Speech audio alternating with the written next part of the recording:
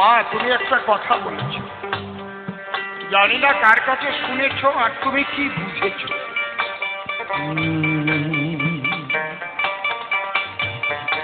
যা আছে বিশ্ব ব্রহ্মাণ্ডে তাই আছে মানুষের ভাণ্ডে। এই কথাটার মানে কি সবাই তা জানে কি? তার মানে ওই 10 জন বাঁচে আছে, সেই 10 জন খালি তোমার দেহের মধ্যে আছে। তাহলে বিশ্ব ব্রহ্মাণ্ডে কত বিল্ডিং আছে, কত গাছ গাছালি আছে, শিয়াল শগুন, কত জীবা, এই মানুষগুলোকে এরা কি আমার দেহের মধ্যে আছে? কথা কোন আছে? প্রশান্ত মহাসাগর আছে?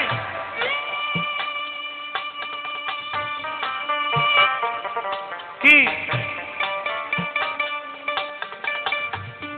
আমি যদি কই আপনাকে বা আপনার দেহের মধ্যে তো সব আছে, আমাকে বাড়ি পায়খানাটা একটু দেখাই দেন তো, দেহের মধ্যে কোন জায়গা আছে? যা আছে বিশ্ব ব্রহ্মাণ্ডে তাই আছে মানুষের ভাণ্ডে। কথা কন না কেন?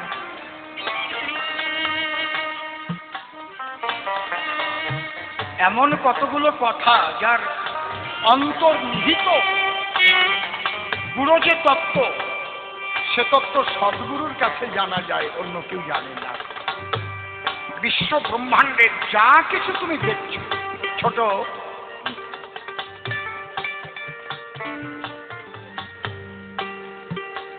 এটা হচ্ছে দর্শন, যা করছো পাঞ্চভৌতিক। কি কি? ক্ষিতি অব তেজ মরুদ্ভব, যাকে বলে পঞ্চতত্ত্ব, আকাশ বাতাস আগুন জল মাটি। এই বিশ্ব ব্রহ্মাণ্ডে যা কিছু সৃষ্টি হয়েছে একে বলে উপনিষদের ভাষায় পাঞ্চীকরণ। খুব লক্ষ্য করে শুনবে। এবং এই পঞ্চতত্ত্ব থেকেই কিন্তু বৈষ্ণবের বাজারে কামবীজ সৃষ্টি হয়েছে। এক অক্ষরে পঞ্চমূর্তি দেখায় যেজন, গুরুকে শ্রী গুরু আমি বলি সে কারণ। দীক্ষাগুরু দীক্ষা দেয়, আর শিক্ষাগুরু সাক্ষাৎ দর্শন করিয়ে ভজন পদ্ধতি জানায়। ঠিক বলছি তো নাকি?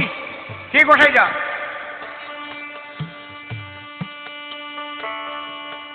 আর ওই দীক্ষা শিক্ষা দুটোর অধিকার যার মধ্যে রয়েছে, ওই একই গুরু হতে পারে সে দীক্ষা গুরু শিক্ষা গুরু।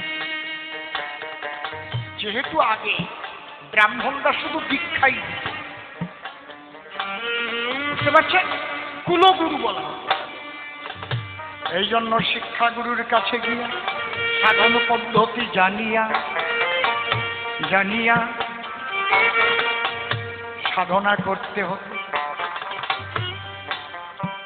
ক ল ই নাদ বিন্দু, ককারে পৃথিবীর জাতা, লকারে জলসম্ভবা, ই করে বন্যিতপনাথ নাদ্যাত বায়ু প্রজায়তে, বিন্দুর আকাশস্তথা পঞ্চবীজ বিভূতায়।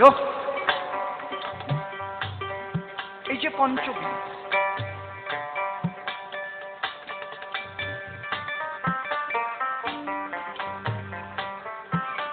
এই পঞ্চবীজের ভিতরেই পঞ্চতত্ত্ব লুকায়িত। এই বীজের আরাধনা করলে পঞ্চভূতের ভিতরে যে ঈশ্বরীয় শক্তি বিরাজ করে তার আরাধনা হয়ে যায়। যা আছে বিশ্ব ব্রহ্মাণ্ডে, তাহলে বিশ্ব ব্রহ্মাণ্ডে পঞ্চভূত আছে আর আছে ঈশ্বরীয় শক্তি। ওই এক এক ব্যক্তি তোমার দেহের মধ্যে এসব পাও কোন জায়গায়? এক একজন ব্যক্তি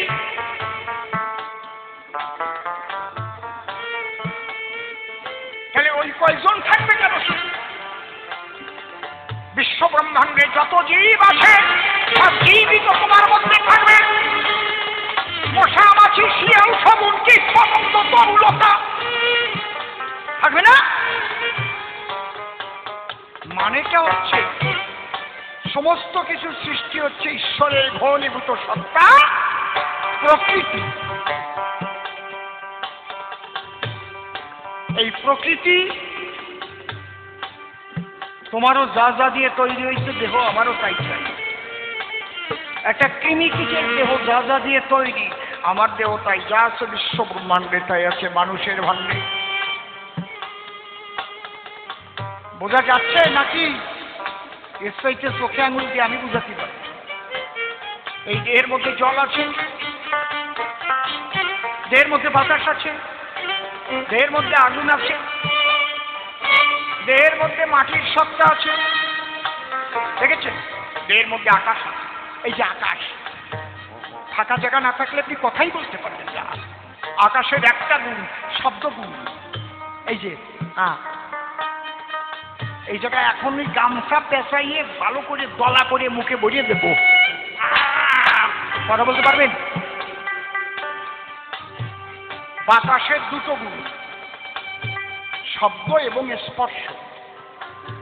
বাতাস বলে স্পর্শ দেয়, ঠান্ডা বাতাস কি গরম বাতাস, এবং শব্দ হয়। শব্দ স্পর্শ দুটো গুণ বাতাসে। বলে আকাশ থেকে বাতাস, বাতাস থেকে আগুন।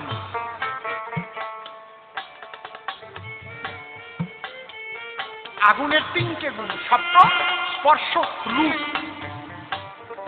আগুন দেখা যায়, বাতাস দেখা যায় না। দেখা যায়? আগুন স্পর্শ দেয়, আগুনের শব্দ হয়, আগুন দেখা যায়। রস, জল, চারটে গুণ আছে। হ্যালো, আরেকটু পারবে? শব্দ, স্পর্শ, রূপ, রস। আগুনের রস নাই, বাতাসের রস নাই। গন্ধ, মাটি। শব্দ, স্পর্শ, রূপ, রস, গন্ধ। পাঁচটায় পরিপূর্ণ মাটি। এই যে পঞ্চ প্রকৃতির কথা দিলাম বক্তৃতা, এই পঞ্চ প্রকৃতি দিবেই এই সারা অনন্ত ব্রহ্মাণ্ডে যা কিছু দৃশ্যমান সব কিছু তৈরি, তাই যা আছে বিশ্ব ব্রহ্মাণ্ডে তাই আছে আমার ভাণ্ডে। আমার ভাণ্ডে আগুন আছে, জল আছে, আকাশ আছে, বাতাস আছে। বুঝেছেন? মাটি আছে। এক্ষুনি শরীর থেকে আগুন থাকবে না, কোলাপস হয়ে যাবে, শরীর মরে যাবে। এখনই শরীরে বাতাস থাকবে না, মরে যাব। কি? এখনই শরীরে জল থাকবে না, ঘন ঘন ডায়রিয়া হয়ে হবে সেলাইন। তাহলে ঈশ্বরের এই পঞ্চশক্তি প্রকৃতি, অষ্টধা প্রকৃতি, আকাশ, বাতাস, আগুন, জল, মাটি, মন, বুদ্ধি, অহংকার, লেখা আছে গীতার ভিতর।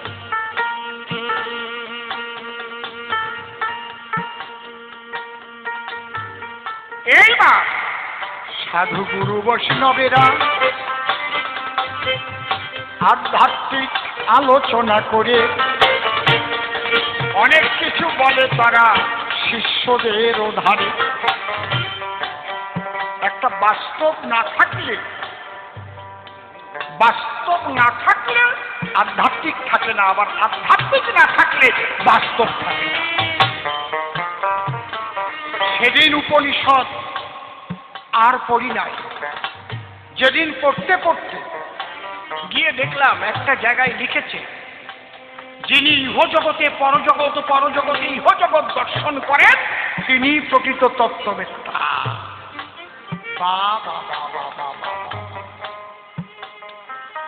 শেষ। কবি গান গাওয়ার জন্য করতে পারি, কিন্তু ওই তত্ত্বের উপরে আর কোন তত্ত্ব আমি জানি। যিনি ইহজগতে পরজগৎ, পরজগতে ইহজগতে দর্শন করে তিনি প্রকৃত তত্ত্ববেত্তা। কি বলছি বুঝতে পারছেন? যাহা কিছু দর্শন করো সর্বময় ঈশ্বর, ঈশ্বর ছাড়া কি আছে কি জগৎ ভর। ভেবেছিলাম কত কি বুঝি, কত কিছু করেছে বুঝি,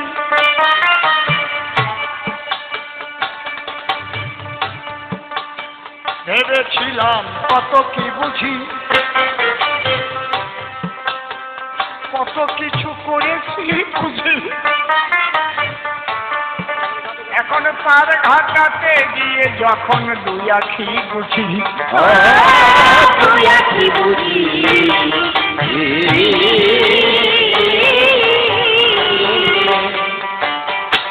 আমি ভেবেছিলাম কত কি বুঝি,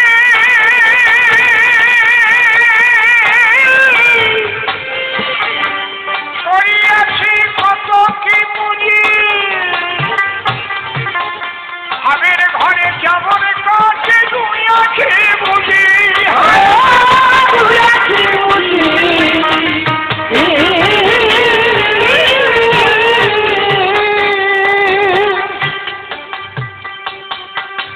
অধম সীমিত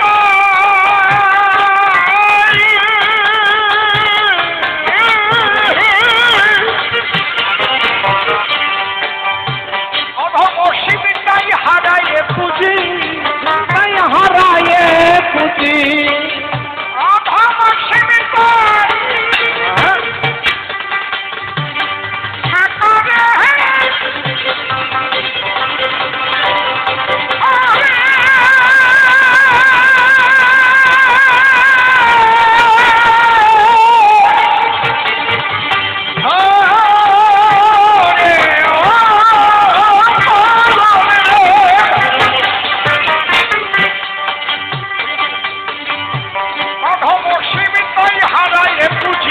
অসীমিতাই হারায়ে পুঁজি, আমি ভগবান শ্রীচরণ একই যদি করব আমি নিজের মূল্যায়ন, একই যদি করব আমি নিজের মূল্যায়ন,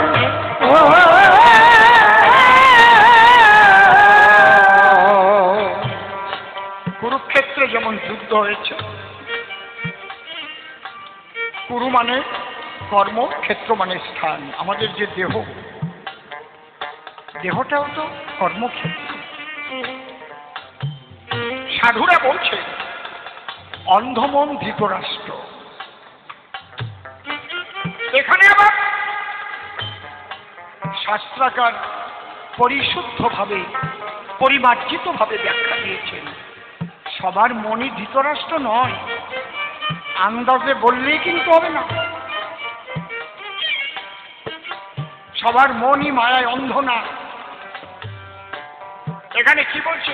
মন করতি পাপানি মন লিপ্তন্তে পাতকা মন মনভুক্ত নচা পুণ্য নপাপ নিমিষং নিমিষর্ধাং বা শত জহত বশিষ্ঠতে শত জন্মার্জিতং পাপং তৎক্ষণেব পশ্যতে।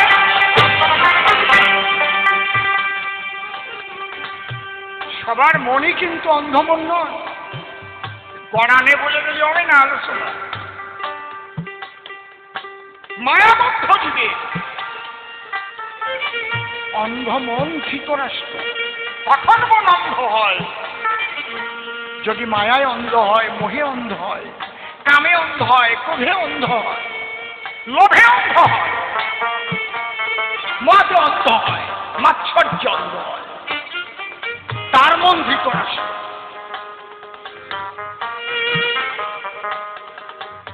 কথা বোঝা গেল কি? আজকে এই মন আর দেহের মধ্যে আছে 10টা ইন্দ্রিয়, 5টা কর্মেন্দ্রিয়, 5টা জ্ঞানেন্দ্রিয়। প্রত্যেকটা ইন্দ্রিয়ের 10-10টা দিক আছে। 10-10কে কত? 10-10-এ কত? 100।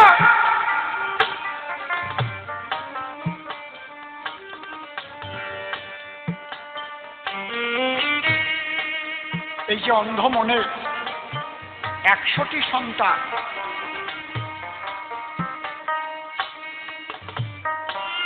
কিন্তু অন্ধ মন। গুরু কৃপা যারা লাভ করেছে, যারা করে সাধন ভজন, তাদের কথা আমি কহিতেছি না। তাদের মন কৃষ্ণ পদে সমর্পিত। ও গুরু তোমায় আমি চিনলাম না,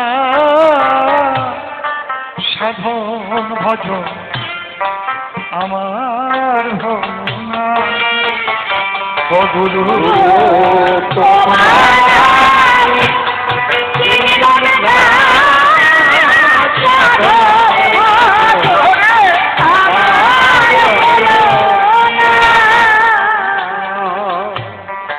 আমি দুই নয়নে জলে তোমার রাতুল চরণে ভজিলাম না।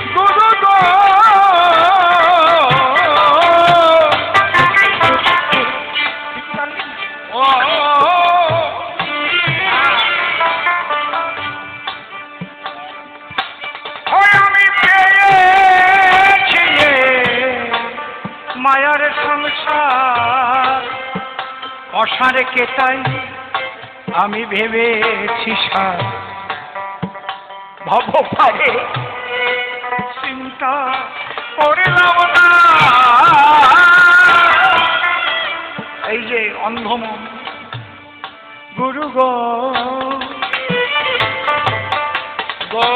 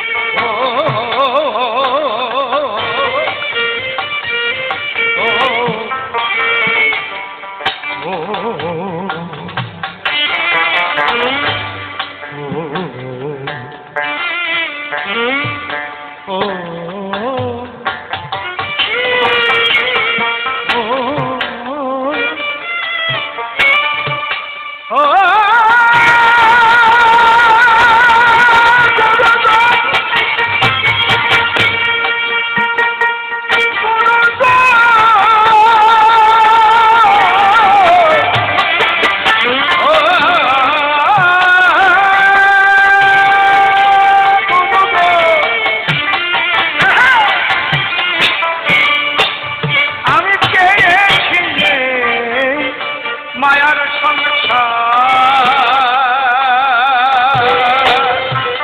অসারে কেতাই ভেবেছি কণ্ঠর। হ্যাঁ, ভব পারে চিন্তা করলাম না।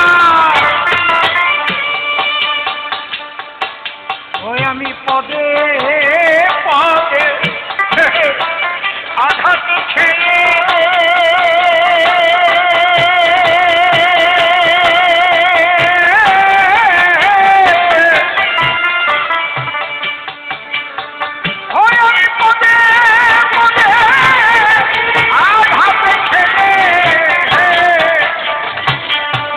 আমার মনের ভাঙতে গেল না।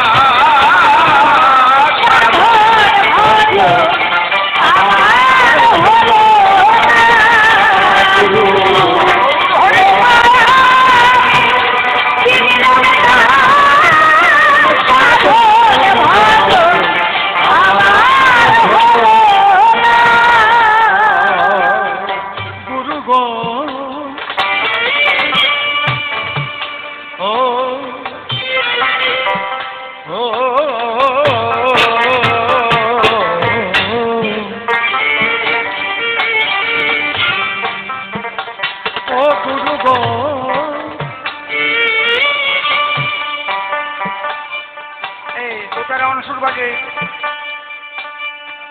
যারা আমার মাল গুদামে পাহারাদার তারা করে তারা করে চোরা কারবার। জল বেঁধেছে ওরা ছয়জনা বড়বা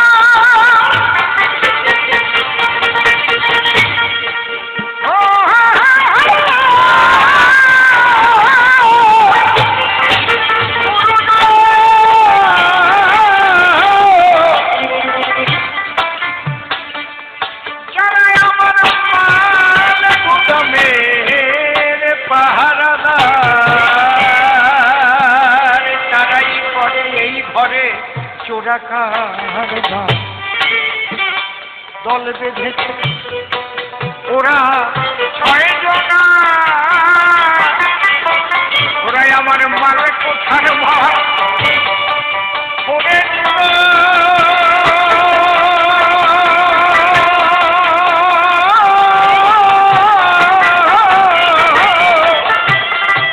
আবার আমায় দিল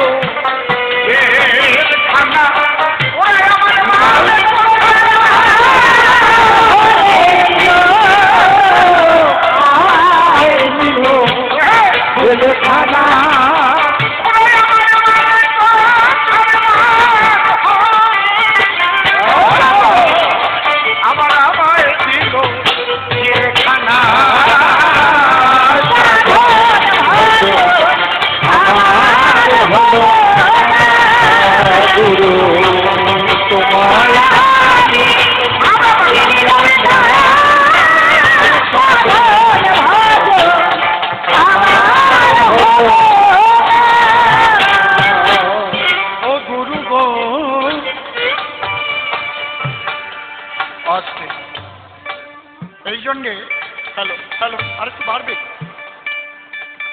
শাস্ত্রে কাঁচা মন এবং পাকা মনের কথা বিশেষভাবে বলা।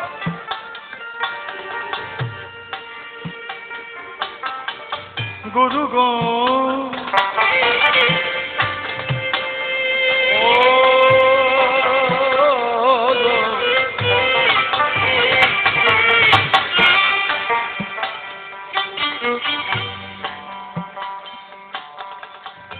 সাধনা কাকে বলে?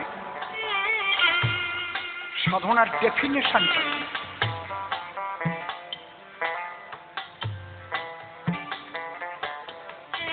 সাধনার সংজ্ঞা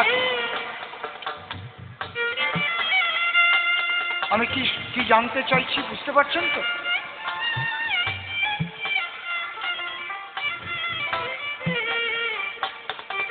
আমি যদি বলি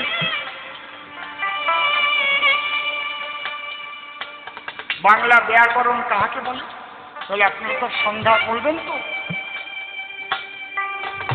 যে পুস্তক পাঠ করিলে বাংলা ভাষা শুদ্ধভাবে বলিতে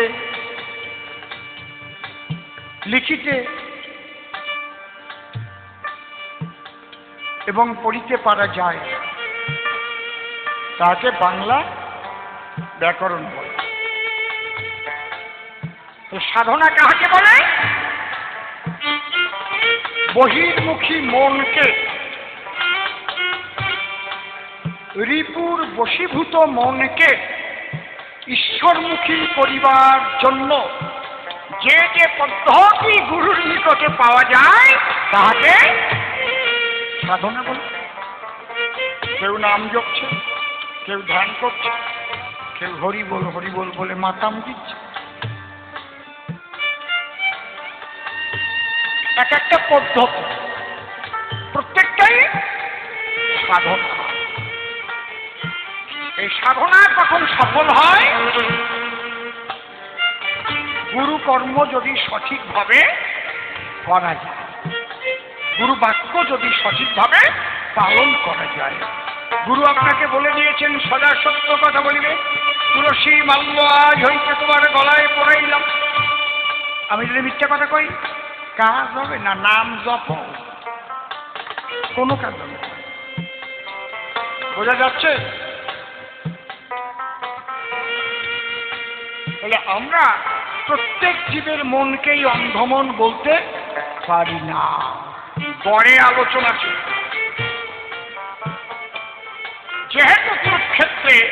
ধৃতরাষ্ট্র অন্ধ। কিসের অন্ধ? সন্তানদের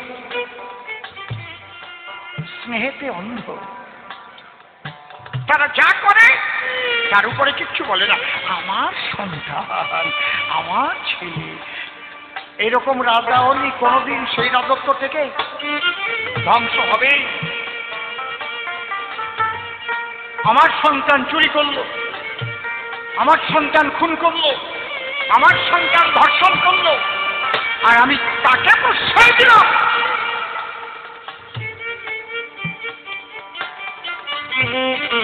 সেই রাজার রাজত্ব টিকতে পারে না, তার পরাজয় অনিবার্য। এই যে রাজার রাজত্ব যদি হয় দেহতত্ত্ব, এই যে অন্ধমা, তার যে দশেন্দ্রিয়, মোহে অন্ধ, কামে অন্ধ, তার আধ্যাত্মিক চেতনা বন্ধ, বিষয় চেতনা নিয়ে থাকে সর্বদাই। আমি চাই অগ্নিত করলশ্চৈব শস্ত্র পানি ধনাপহ বিত্ত ভাগ্যাহার স্বল্প ছড়ায় বাত। কুকর্ম করে যাচ্ছে আর তাকে প্রশ্রয় দিচ্ছে, আমার সন্তান এসো বাবা।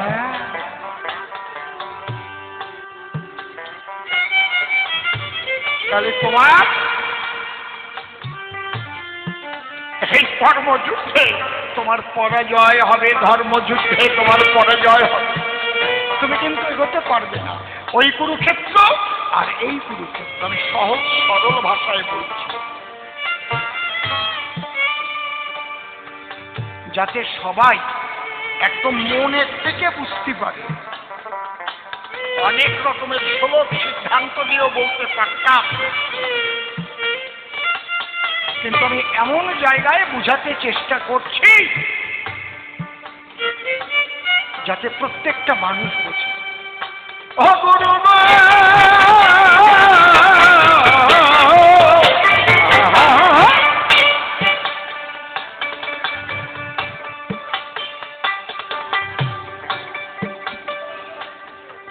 আমার সকল চেষ্টা হয়েছে শেষ, এখন আমার ভিখারির বেশ। স্বদেশ খুঁজি হয়ে আনবো না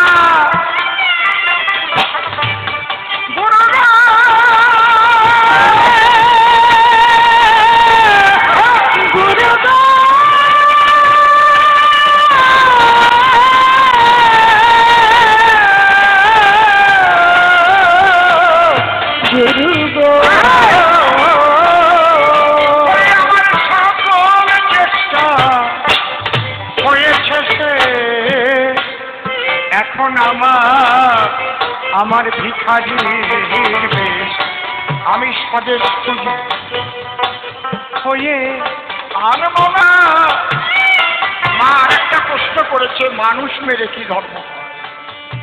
ও মা, মানুষ মেরে কখনো ধর্ম হয় না। হাঁসের বাচ্চা হাঁস হয়, মুরগির বাচ্চা মুরগি হয়, শুয়োরের বাচ্চা শুয়োর হয়, কিন্তু সব মানুষের বাচ্চা মানুষ হয় না। এই জন্য আমি অর্জুনকে বলেছিলাম, যদা যদা হি ধর্মস্য গ্লানির্ভবতি ভারত অভ্যুত্থানম অধর্মস্য তদাত্মানম স্বীয়মহং পরিত্রাণায় সাধূনাং বিনাশায় চ দুষ্কৃতাং ধর্ম সংস্থাপনায় সম্ভবামি যুগে। কে বলছে মানুষ মরেছে? মানুষ করে জন্ম নিলেই সে মানুষ হয়? গুরু গো, আমার সকলে চেষ্টা হয়েছে সে, এখন আমার ভিখারির বেশ। আমি স্বদেশ খুঁজি হয়ে আনবো না। আমায় পতিজি বলে করো দয়া,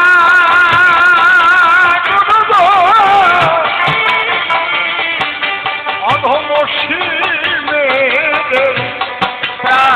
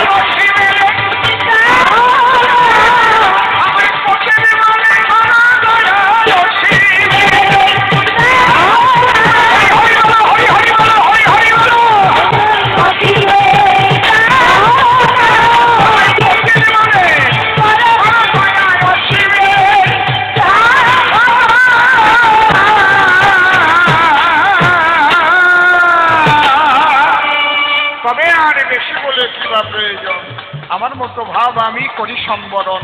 মানুষ মেরে ধর্ম নাহি হয়, অমানুষ মারা গেছে কুরুক্ষেত্রের গায়ে। তুমি যদি দেখাতে পারো মানুষকে তবে যা বাব দেব অভিনন্দের বেটা। পরিষ্কার করে গেলাম সভ্য সবার ঠাই, কৃষ্ণের শক্তির উপর আর কেহ নাই। যেমন প্রধানমন্ত্রী সর্বশ্রেষ্ঠ হয়, তথাপিও স্বরাষ্ট্রমন্ত্রীর উপর ভাগ দেয়। অর্থমন্ত্রী রয়েছে একজন, যখন যে এটার হয় প্রয়োজন তার উপরে সেই ভাগ দিতে হয়। সেই কাজ করেছি কৃষ্ণ দয়াময়। এরপরে যদি তোমার কোনো কথা থাকে বলতে পারো মাগো তুমি আজ আমাকে। তোমার কথা শুনে শুনে মনে আছে, ভাবো আমি সবাই এসে গুনে গুনে জবাব দিয়ে যাবো কেন? প্রথমবারে বেশি কথা বলিবারে যাই, তারে বেশি বলে আমার আর প্রয়োজন নাই। আর এক কথা স্মরণ আমি করাইয়া দেই, অনেকের মনে আছে অনেকের নেই। খবরদার চরণ ধরে করে দেই মানা, প্রসাদ না নিয়ে কেউ যাবেন না, যাবেন না। প্রসাদ কিন্তু বাটিতে খাওয়া প্রসাদ নয়, পেট পুরে প্রসাদ পাবো, তাই তো অভিপ্রায়। এই জন্য বললাম আমি, আর করলাম আবার নিমন্ত্রণ, প্রসাদ পেয়ে ফিরবেন আপনারা যত ভক্তগণ। এই নিবেদন করে গেলাম সবার বরাবরই, প্রেমানন্দে বদন ভরে বলো।